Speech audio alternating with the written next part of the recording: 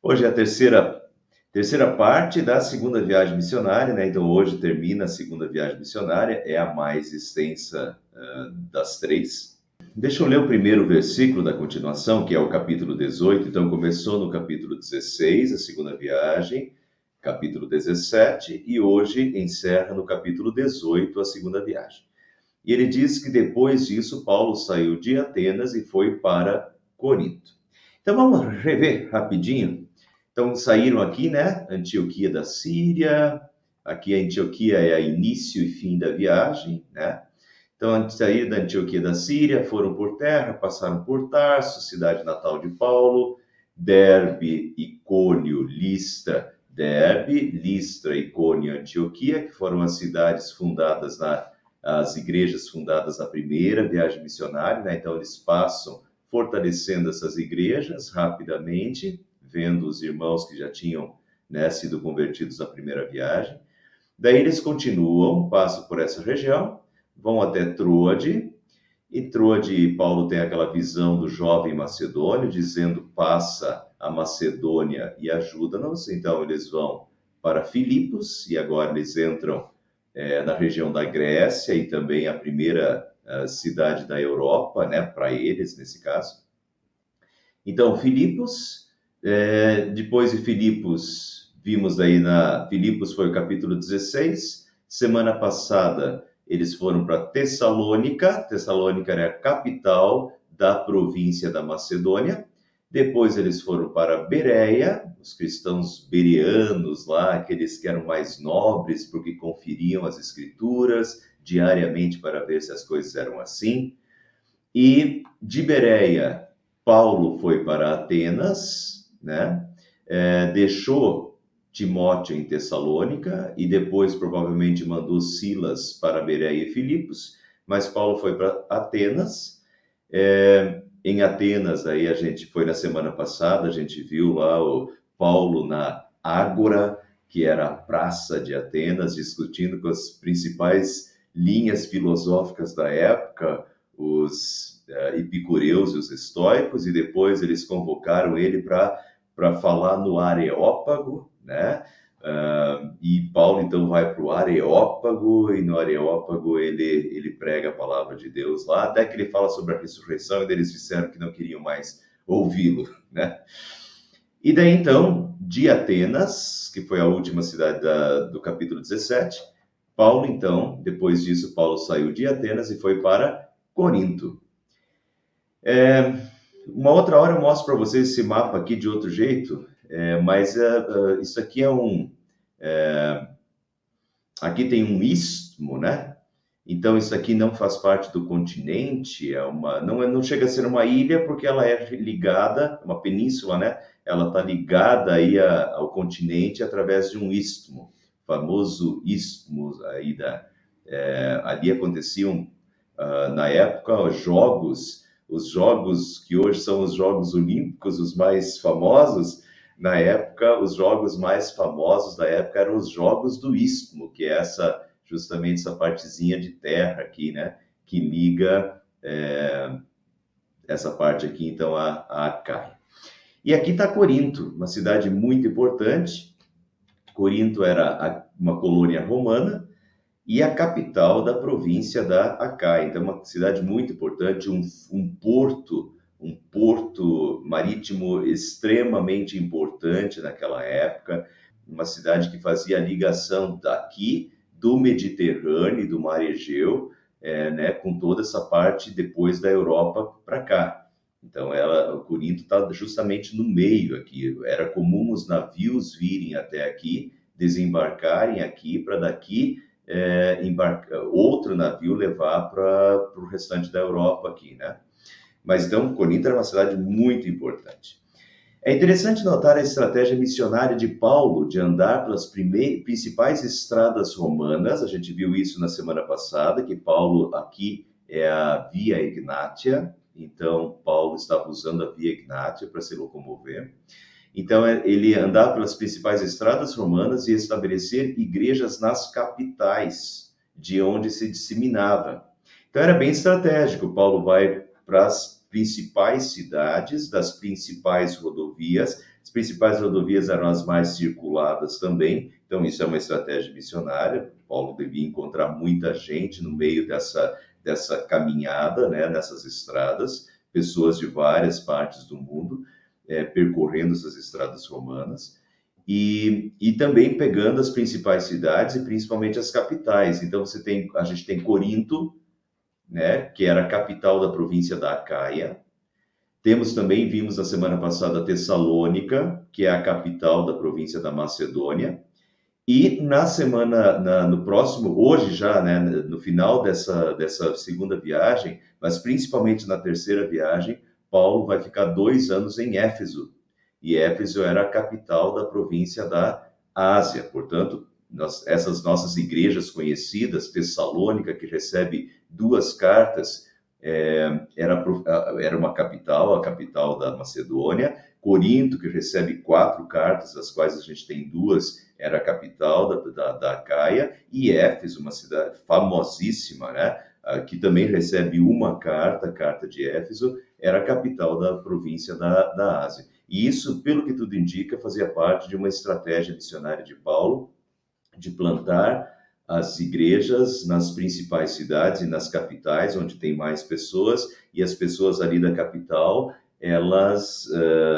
então elas têm contato com o evangelho na capital e depois elas disseminam isso para suas cidades à medida que elas voltam para os seus lugares de origem.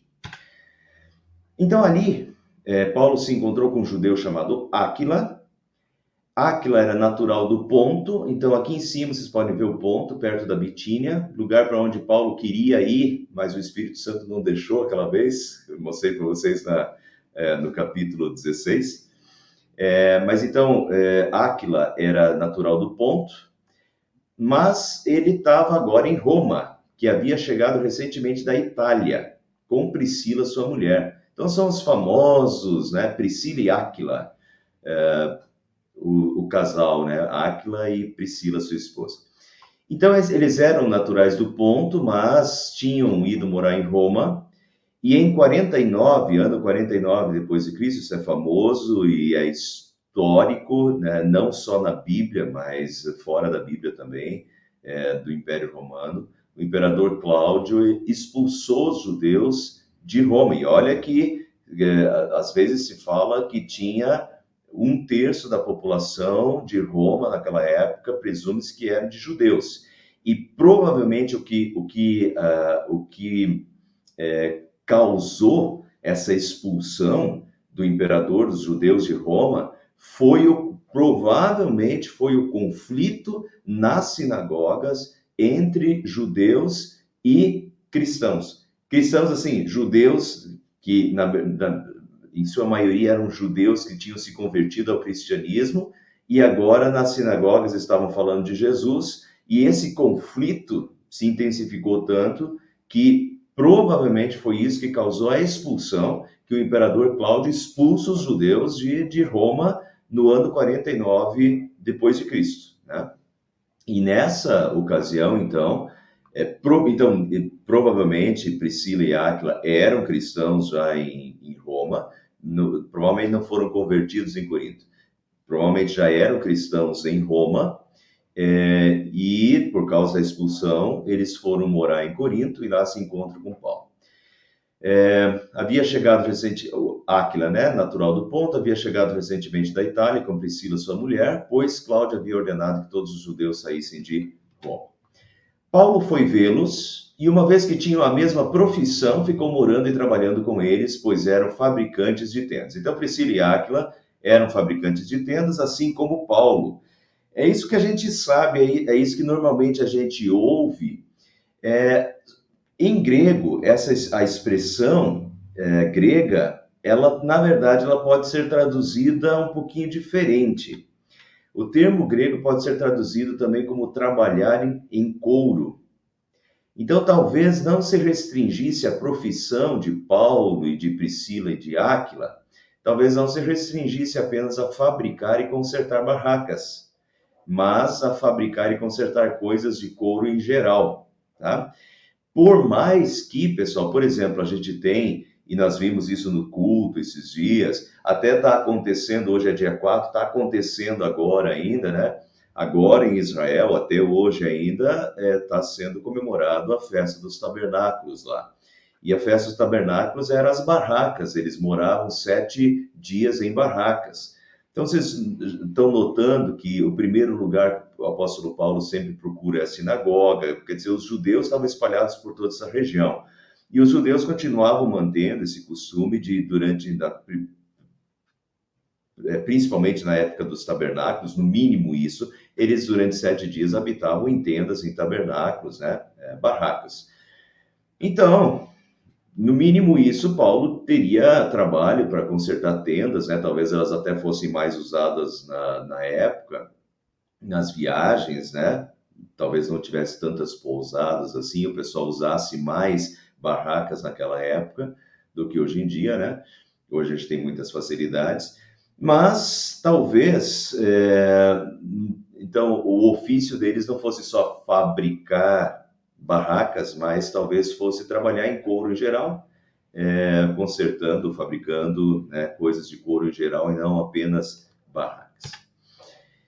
Todos os sábados, ele debatia na sinagoga e convencia judeus e gregos. Então, Paulo, de novo, foi para a sinagoga em primeiro lugar, convencia judeus e gregos. Gregos aqui, pessoal, lembrando, os gregos aqui são pessoas que não eram judeus, mas que frequentavam a sinagoga e tinham sido convertidos ao judaísmo e que participavam, então, das sinagogas, tá? Eles não eram judeus de origem, mas eles já eram participantes e praticantes da religião judaica. Por isso, eles estão na sinagoga também e ouvem Paulo também, e Paulo debatia, então, com judeus e gregos na sinagoga. Claro, falando sobre Jesus e aplicando, né, Jesus como cumprimento do Antigo Testamento. Depois que Silas e Timóteo chegaram da Macedônia, então vamos relembrar rapidinho que quando Paulo chega em Atenas, ele deixa Timóteo em Tessalônica e pede para Timóteo ir vê-lo em Atenas de novo, né? Mas Paulo envia Timóteo de volta para Tessalônica e provavelmente enviou Silas de volta para Bereia e para Filipos, para fortalecer as igrejas que tinham ficado para trás, tá? Até porque elas estavam passando por bastante perseguição. Então agora, Silas e Timóteo, que tinham ido para a Macedônia fortalecer as igrejas que tinham recém sido inauguradas, agora eles chegam, né, voltam para Paulo e agora se encontram com Paulo em Corinto. Bom, então, vejam o que acontece agora. Depois que Silas e Timóteo chegaram da Macedônia, Paulo se dedicou exclusivamente à pregação. Nota o que ele estava fazendo antes? Ele se juntou com Áquila e Priscila, esse casal que também tinha o mesmo ofício que ele, e até foi morar com eles. Então, ele estava exercendo o ofício dele assim que ele chegou em Corinto. Mas quando Silas e Timóteo chegaram da Macedônia, Paulo começou a se dedicar exclusivamente à pregação. Por quê? Tem um motivo. E esse motivo a gente vê na carta de Paulo escrita a Corinto depois. Depois Paulo comenta o seguinte aos coríntios, tá? Depois, tempo depois, quando ele já escreve a carta. Em 2 Coríntios 11, 8 e 9. Silas e Timóteo trouxeram ofertas que possibilitaram Paulo se dedicar exclusivamente à igreja. 2 Coríntios 11, 8 e 9 diz assim: tirei de outras igrejas, Paulo falando aos coríntios agora, tempos depois, tirei de outras igrejas, recebendo salário, para poder servir a vocês. E estando entre vocês, ao passar privações, não me fiz pesado a ninguém, pois os irmãos, quando vieram da Macedônia, quem veio da Macedônia? Aqui, né? Silas e Timóteo chegaram da Macedônia. Então, Paulo está se referindo a essa situação aqui na segunda viagem missionária, né? Que ele tinha chegado em Corinto, estava trabalhando lá no seu ofício de fazer tendas ou consertar coisas de couro, fabricar coisas de couro, e ele não se fez pesado a ninguém, mas estava passando por privações nesse trabalho, pois os irmãos, mas quando vieram da Macedônia esses irmãos, supriram o que me faltava. Em tudo me guardei e me guardarei de ser pesado a vocês. E o que aconteceu, e daí a gente teria que ler todo o capítulo do 2 Coríntios 11, mas foi que eles trouxeram ofertas das igrejas da Macedônia. Talvez até, e vamos lembrar, lá de Filipos, né? Filipos foi uma grande financiadora. E talvez uma das principais, lá vamos lembrar, talvez uma das principais financiadoras do trabalho foi Lídia, que era aquela vendedora de púrpura, né? Aquela comerciante com um valor agregado bastante alto nos seus produtos, que foi uma das primeiras convertidas em Filipos. E é muito provável que Lídia, mas também toda a igreja de Filipos, estivesse ajudando, e eles já tinham mandado ofertas quando Paulo estava em Atenas e mandaram novas ofertas quando Paulo está em Corinto para sustentar o trabalho missionário de Paulo em Corinto. E Paulo diz até que ele estava passando privações em Corinto, né? Provavelmente recém-chegado, por mais que se junte com Priscila e Áquila, ainda tinha suas privações ali. Então eles chegam com essa oferta, o que desincumbe Paulo para poder se dedicar integralmente à igreja. Eu coloquei aqui embaixo o Ministério de Tendas tem suas limitações. Comentar isso um pouquinho. Ministério de tendas é como as igrejas chamam, uma das nomenclaturas que as igrejas usam para falar de ministérios, quando os pastores, eles às vezes têm outros ofícios, vão se dedicar a outro emprego e atendem a igreja part-time, né? Parte do tempo. Então, às vezes, se dedicam 50% para o seu ofício, 50% para a igreja, ou às vezes 70%, 80% para o seu ofício. Podem ser médicos, podem ser enfermeiros, podem ser professores, etc. E tentam atender a igreja ao mesmo tempo.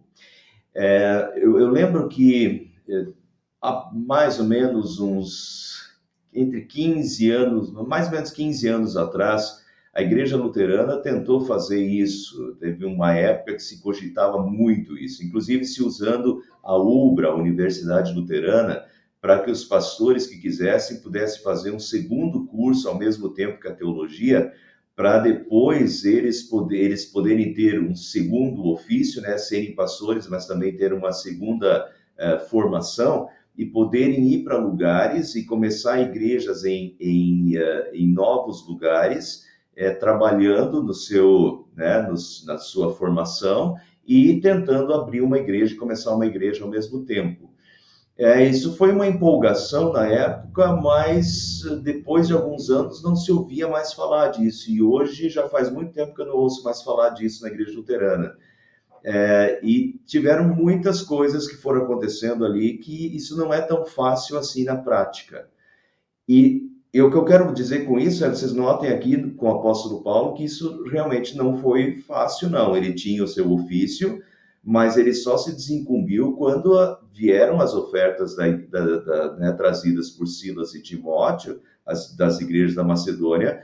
Daí que ele foi se dedicar exclusivamente à igreja, né? Paulo se dedicou exclusivamente à pregação, diz o texto ali.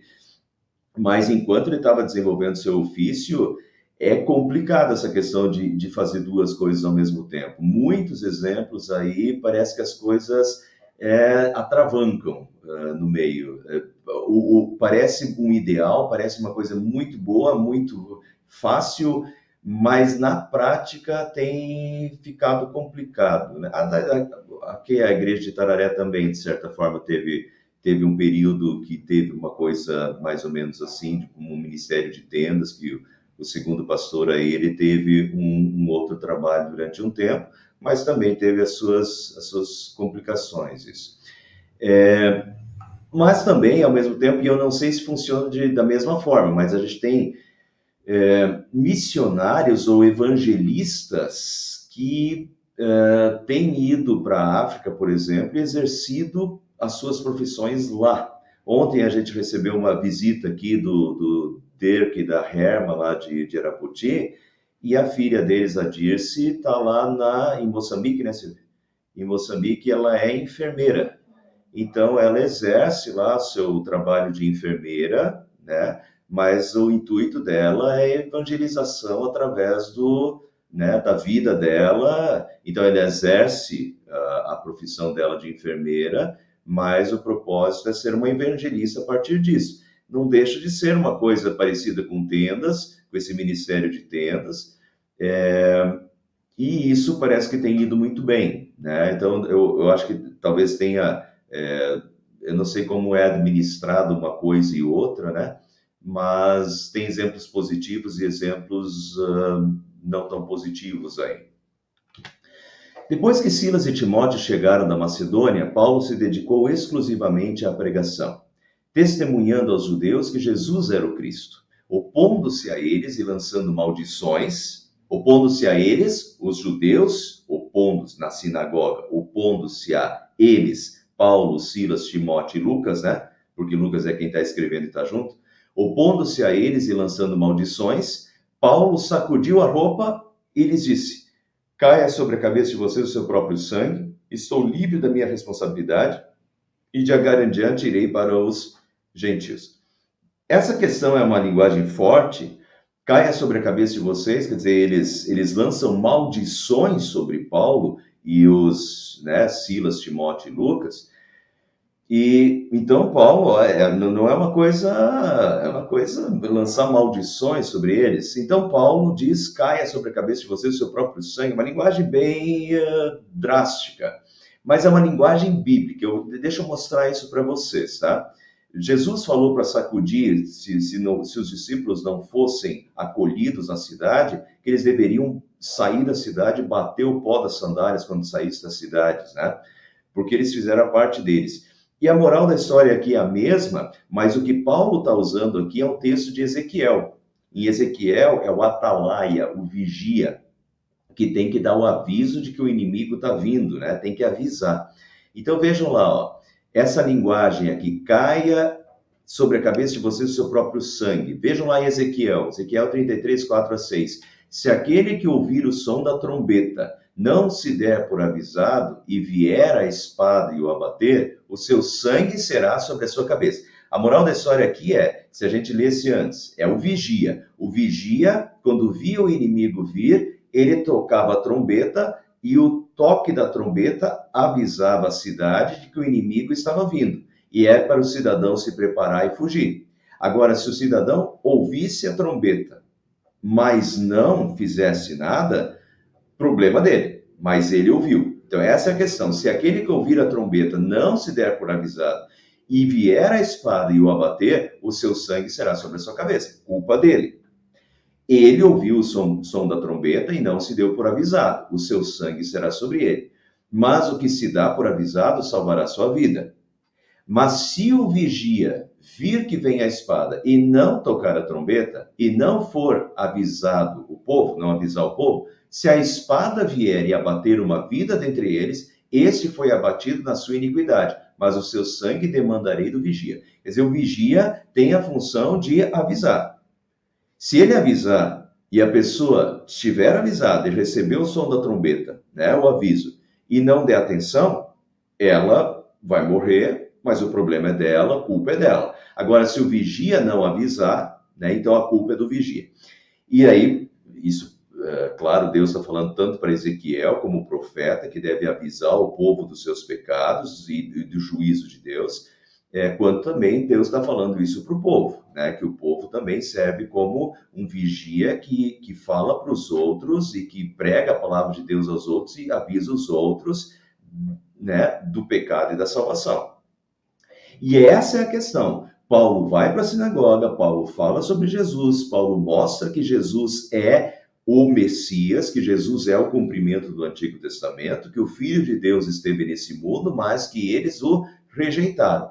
E então eles lançam maldições sobre Paulo e perseguem Paulo cidade após cidade. Então Paulo agora avisou, Paulo foi o vigia, Paulo avisou, Paulo pregou a palavra, mas eles não querem recebê-la, eles até perseguem quem está tocando a trombeta e avisando.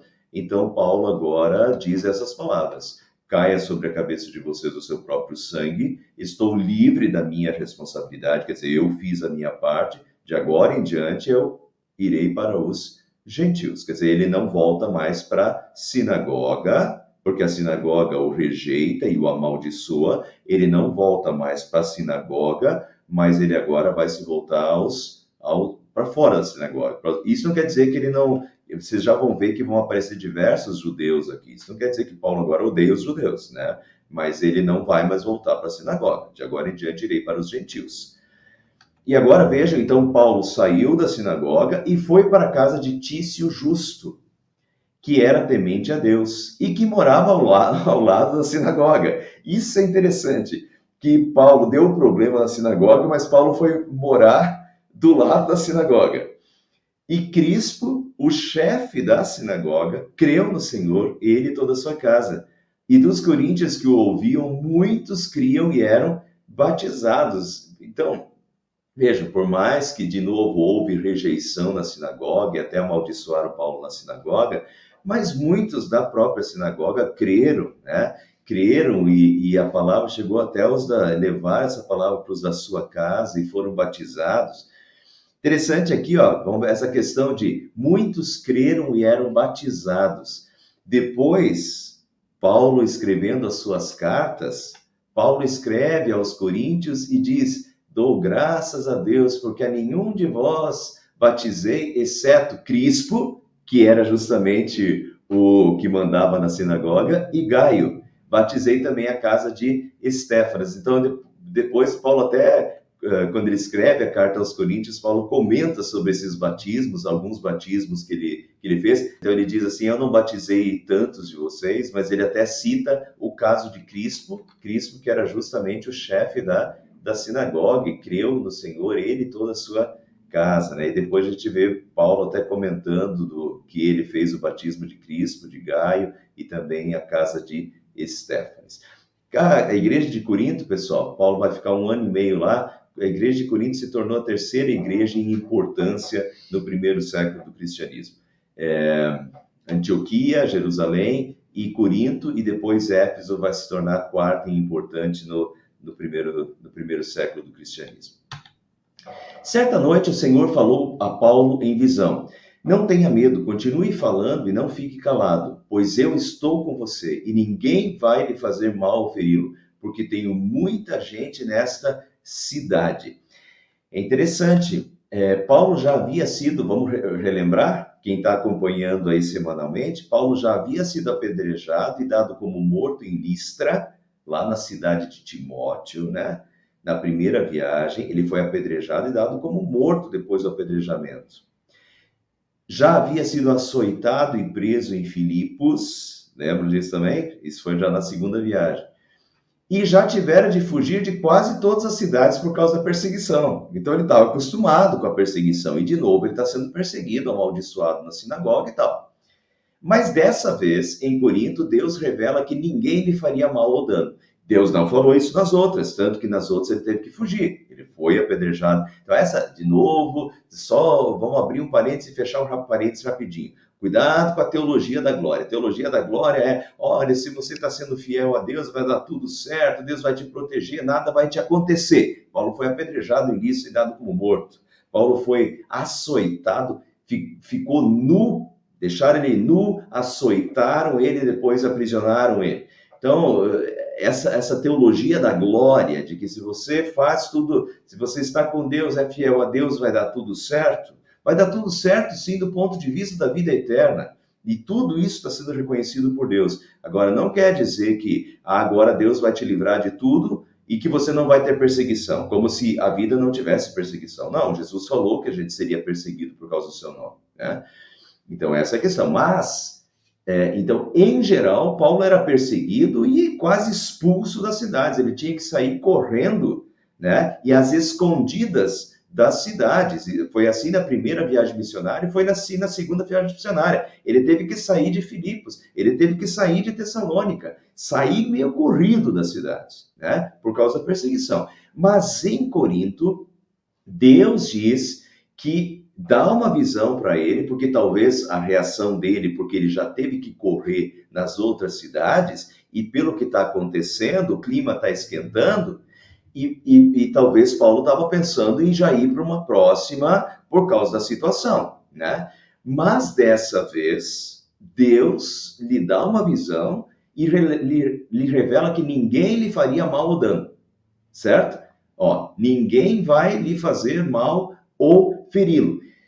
E isso possibilita Paulo ficar 1 ano e meio em Corinto, que não aconteceu em nenhuma das igrejas, nem na primeira viagem missionária e nem na segunda viagem missionária até aqui, tá? Então, por isso que eu digo, ele foi perseguido em todos os lugares, parece que a tendência dele começou a perseguição e o negócio está esquentando, e vocês já vão ver que esquentou valendo, mas, então talvez a tendência dele já seria ir para a próxima, mas Deus aqui, então, lhe dá essa visão e diz, fica aí, Paulo, porque ninguém vai lhe fazer mal ou feri-lo. E tem muita gente nessa cidade aqui, ou que já estava convertida, ou que ainda seria convertida, mas Deus queria Paulo ali, né? Então, a partir dessa visão e dessa promessa de Deus, Paulo fica em Corinto. Agora vejam como Deus vai trabalhar essa questão.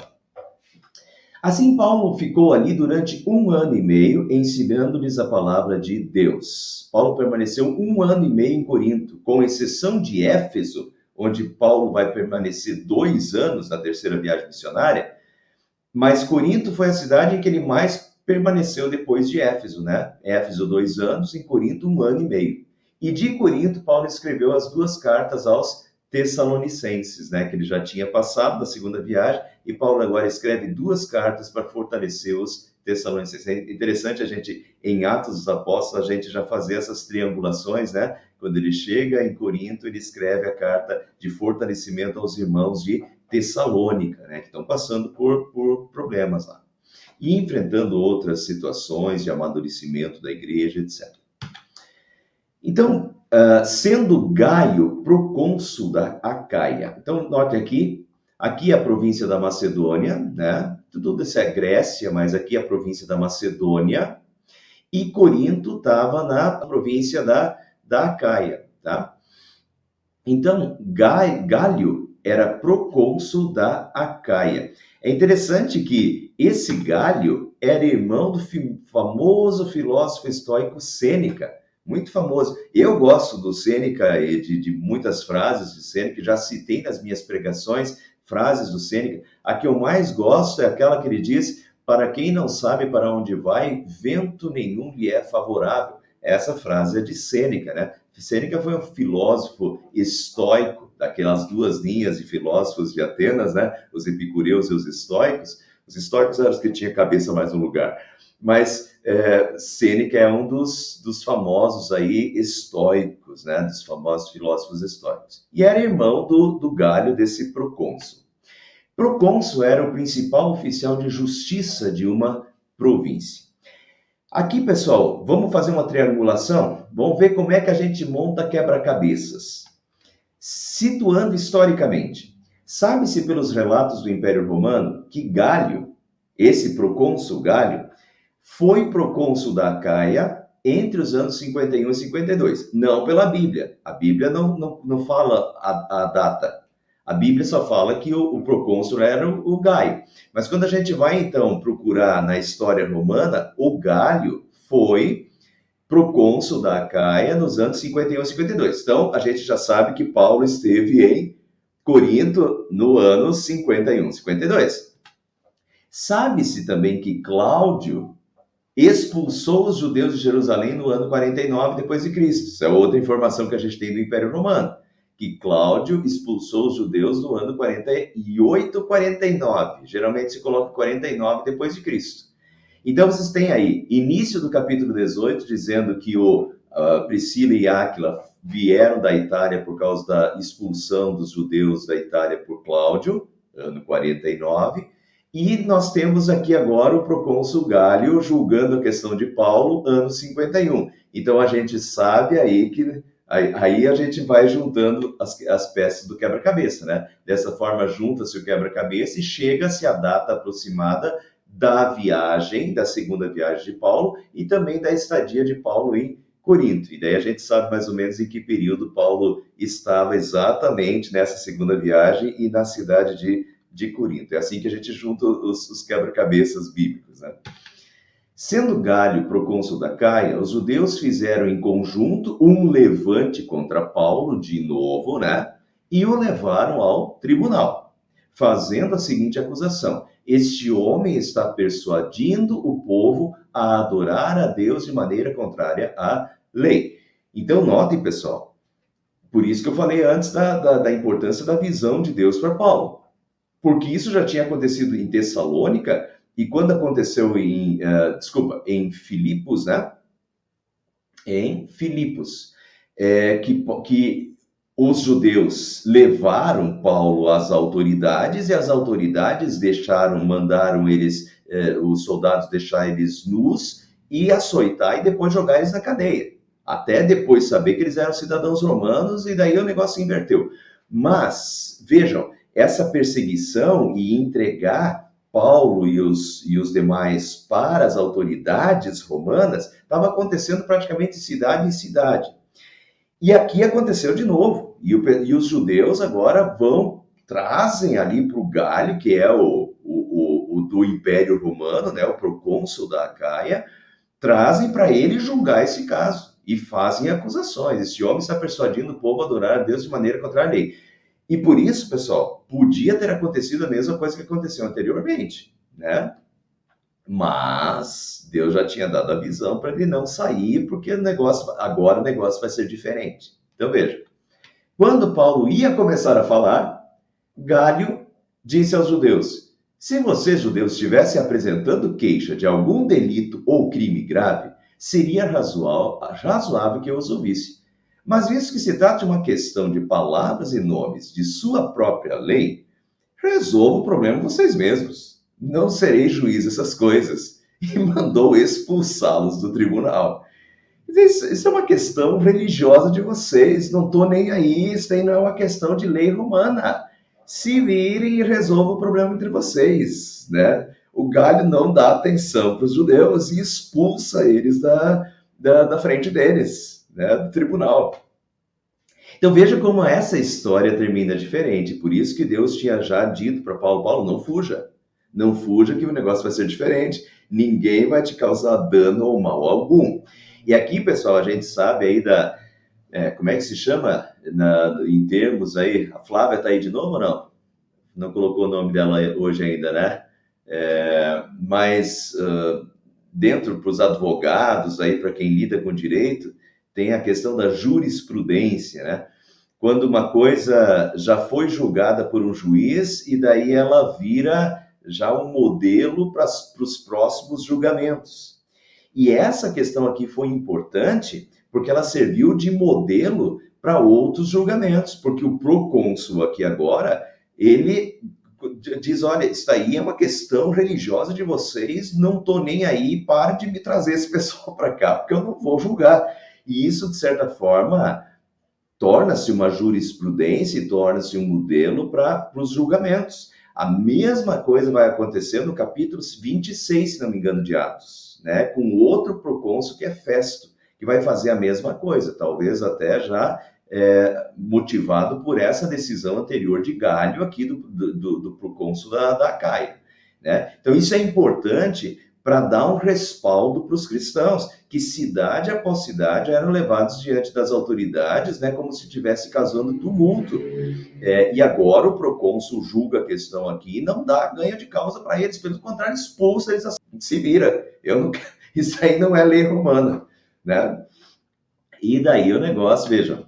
Então todos se voltaram contra Sóstenes. Pelo jeito, Sóstenes tinha ocupado o lugar de Crispo, porque Crispo era o que comandava a sinagoga, mas como Crispo se tornou cristão, ele e toda a sua casa, provavelmente Sóstenes assumiu a liderança da sinagoga, então todos se voltaram contra Sóstenes, o chefe da sinagoga, e o espancaram diante do tribunal, mas Galho não demonstrou nenhuma preocupação com isso, né? Um outro detalhe interessante é que o Sóstenes foi espancado diante do tribunal, e ele era o chefe da sinagoga. Então, provavelmente viram nele acharam que ele conduziu mal a questão, né, ou alguma coisa, espancaram ele na frente da sinagoga. A gente não tem certeza, pessoal, mas veja o que Paulo escreve em 1 Coríntios 1:1. Quando Paulo escreve a primeira carta aos Coríntios, capítulo 1, versículo 1, e ele diz que tem outra pessoa escrevendo junto com ele. Olha quem é. Será que Sóstenes posteriormente não foi convertido? Paulo, chamado pela vontade de Deus para ser apóstolo de Jesus Cristo, e o irmão Sóstenes, a igreja de Deus que está em Corinto. Assim começa a primeira carta de Corinto. Bem interessante, porque será que tinha duas pessoas chamadas Sóstenes lá? Ou esse Sóstenes que virou chefe da sinagoga e foi espancado pelos judeus na frente da sinagoga, depois foi convertido, né? E agora, quando Paulo escreve a primeira carta aos Coríntios, ele fala que Sóstenes está ali com ele, né? Eu, chamado pela vontade de Deus para ser apóstolo de Jesus, né? Eu, Paulo, e o irmão Sóstenes, lá, estamos escrevendo a igreja de Deus que está em Corinto. Então, olha, talvez o Sóstenes também tenha sido convertido. Então, se é o caso, nós, em Corinto, a gente teria dois chefes da sinagoga convertidos. Primeiro, Crispo, depois Sóstenes, que assume o lugar de Crispo e posteriormente é convertido ao cristianismo também, assim como muitos outros judeus. Bem interessante essa questão. E claro, pessoal, conforme Deus havia revelado, ninguém causou dano ou feriu Paulo, o que possibilitou Paulo ficar 1 ano e meio em Corinto, né, desenvolvendo seu ministério em Corinto. Paulo permaneceu em Corinto por algum tempo, a gente sabe que foi 1 ano e meio, depois despediu-se dos irmãos e navegou para a Síria, acompanhado de Priscila e Áquila. Então a intenção dele agora é voltar para o seu ponto inicial, é voltar para Antioquia da Síria, né? Voltar para a Síria. Então Paulo permaneceu em Corinto por algum tempo, despediu-se dos irmãos, navegou para a Síria. Claro, mas para navegar para a Síria tinha que fazer baldeação, né? Ou tinha que fazer pontes aí, porque é uma viagem muito longa. Então, eles primeiro foram até Éfeso, né? Mas quem acompanhou? Acompanhado de Priscila e Áquila. Priscila e Áquila foram juntos com Paulo. Antes de embarcar, rapou a cabeça em Cencreia devido a um voto que havia feito. Então, Paulo estava em Corinto, Cencreia dá 14 quilômetros, e Cencreia é um porto que dá acesso ao mar Egeu, que é esse mar aqui, né, o mar Egeu. Então, Paulo foi para o porto de Cencreia para navegar, ele, Priscila e Áquila junto, né, 14 quilômetros, e ali ele rapou a cabeça. Por que ele rapou a cabeça? Né? Porque ele tinha feito um voto. Como é que funcionava essa questão? Deixa eu mostrar para vocês essa lei aqui. Essa lei aqui é de Números, né? Uma lei lá de Moisés. O voto de Nazireu ou do nazireado, Números capítulo 6, versículo 21. Ele se fazia esse voto ou para buscar uma bênção de Deus ou expressando gratidão a Deus. O que diz lá em Números? Disse o Senhor a Moisés: fala aos filhos de Israel e diz-lhes: quando alguém, seja homem ou seja mulher, fizer voto especial, um voto especial, o voto de Nazireu, a fim de consagrar-se para o Senhor, abster-se-á de vinho e de bebida forte. Todos os dias o seu voto de nazireado não passará navalha pela cabeça, tá vendo? Até que se cumpram os dias para os quais se consagrou ao Senhor. Santo será, deixando crescer livremente a cabeleira. Então foi o que Paulo fez. Como Paulo tinha feito um voto, ele deixou crescer livremente a cabeleira, né? Deixou o cabelo crescer. Notem aqui, todos os dias o seu voto nazireado, não passará navalha pela cabeça. Então tinha, eu não sei quanto tempo era, eu não sei nem se tinha tempo previsto, ou se a pessoa decidia um tempo.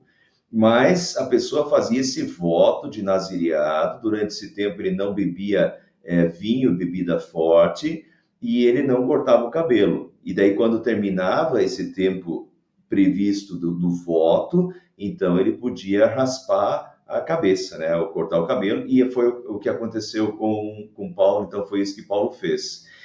Só quero vamos aproveitar esse texto aqui, porque esse texto aqui é um texto usado pelas igrejas pentecostais, e não só pentecostais, tem igrejas evangélicas aí que fazem a mesma coisa, uma salada de fruta, mas esse texto é usado pelas igrejas pentecostais e outras igrejas para afirmar que não pode beber bebida alcoólica. E tá, completamente sem sentido isso. porque o que nós temos aqui é um voto específico por tempo determinado, certo? Não é uma questão. E esse texto aqui não serve para proibir bebida alcoólica ou dizer que bebida alcoólica não pode ser tomada. Entende? Isso aqui é um voto. O voto do nazireado, um voto específico por tempo determinado, em que durante esse tempo, né, a pessoa não cortava o cabelo e não bebia bebida alcoólica. Quando terminava o voto, cortava o cabelo e podia beber de novo.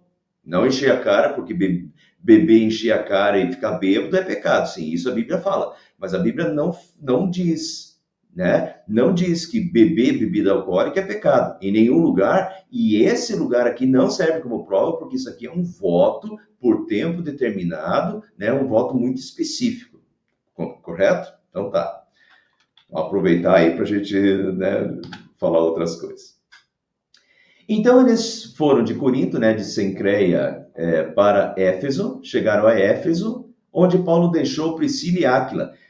Então, pessoal, não foi Paulo que começou, digamos, o trabalho em Éfeso. Vocês vão ver que Paulo já vai seguir viagem. Mas ele deixou Priscila e Áquila em Éfeso, né? Até agora, eles não tinham chegado em Éfeso ainda, tá? A primeira viagem foi aqui, essas cidades aqui. Segunda viagem, na volta, eles passam por Éfeso, desembarcam em Éfeso. Paulo deixa Priscila e Áquila e segue caminho. Na terceira viagem, que ele vai ficar 2 anos ali. Mas entre a segunda e a terceira viagem, quem começa o trabalho, quem leva à frente o trabalho é Priscila e Áquila em Éfeso. Ele, porém, entrando na sinagoga, começou a debater com os judeus, pedindo eles que ficasse mais tempo. Ele não cedeu, mas ao partir prometeu: voltarei se for da vontade de Deus. Então, ele fala para o pessoal de Éfeso que se for da vontade de Deus ele voltará, mas agora ele não cedeu. Eles pediram para ele ficar mais tempo, ele não, ele queria voltar, né, terminar a segunda viagem, e naquele momento não era tempo de ficar em Éfeso, né? A gente já vai ver que ele estava viajando entre 2 e 3 anos. Né? Então, agora ele volta, né, vai encerrar a segunda viagem missionária, mas deixa Priscila e Áquila em Éfeso para constituir aquela igreja ali. Então, embarcando, ele partiu de Éfeso. Ao chegar a Cesareia, então Cesareia está aqui embaixo, subiu até a igreja para saudá-la. Que igreja? Porque ele partiu daqui, da Antioquia da Síria, mas ele desembarcou em Cesareia. Que igreja? Subiu até a igreja para saudá-la. O próprio termo subiu já está dando a dica. Subir é para Jerusalém, tá? Jerusalém está 700 metros acima do nível do mar. Então, tudo isso aqui é descida, tá? Então, ele subiu até a igreja para saudá-la e depois desceu para a Antioquia. Então, ele foi para Jerusalém. Ele vai fazer a mesma coisa depois da terceira viagem, que ele primeiro vai lá bater um papo com os apóstolos na terceira viagem e depois ele segue viagem. Mas aqui ele deve ter feito a mesma coisa. Ele subiu até a igreja, até Jerusalém, até os apóstolos, para saudá-lo. E então, depois, ele desce e volta para Antioquia, encerrando a segunda viagem missionária, volta para o ponto de partida dele. A segunda viagem missionária teve uma distância percorrida de aproximadamente 4.500 quilômetros. A primeira viagem foi 2.200, cerca de 2.200 quilômetros. Segunda viagem missionária foi o dobro, 4.500 quilômetros percorridos por Paulo.